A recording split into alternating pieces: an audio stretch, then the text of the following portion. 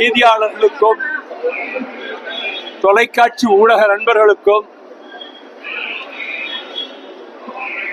இந்த விமான நிலையத்தில் என்னிடம்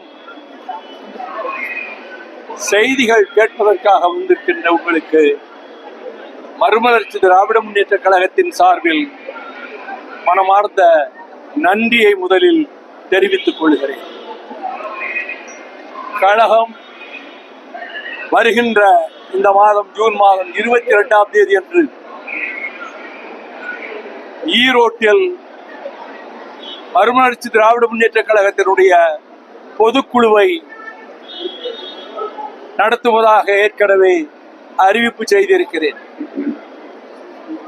பொதுக்குழு அடுத்த தேர்தல் காலம் வரையில் உள்ள பணிகளுக்கான திட்டங்களை, இயக்கத்தை மேலும் வலுவாகவும் விரைவாகவும் முன்னெடுத்து செல்வதற்குரிய திட்டங்களை அந்த பொதுக்குழுவிலே நாங்கள் பொதுக்குழு உறுப்பினர்கள் முன்னால் எடுத்து வைப்பது பொருத்தமாக இருக்கும் என்று நான் கருதுகிறேன்.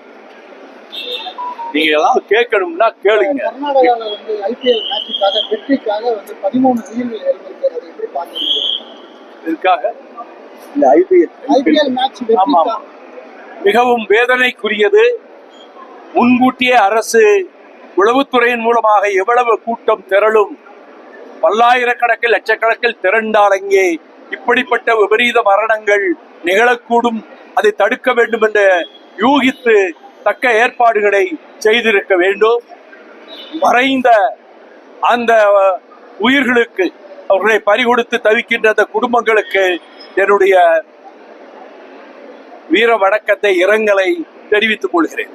கன்னட மொழி சம்பந்தமா மக்களின் மைய தலைவர் கமல்ஹாசன் பேசும் சர்ச்சையா இருக்கு. தமிழ்லேருந்து இந்த மொழிகள் எல்லாம் பிரியலன்னு அவங்க சொல்றாங்க.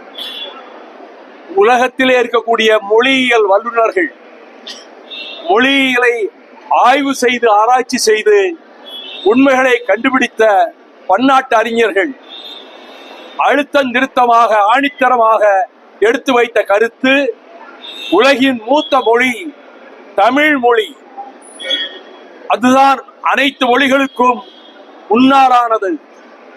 வடமொழியை விட, கிரேக்கத்தை விட,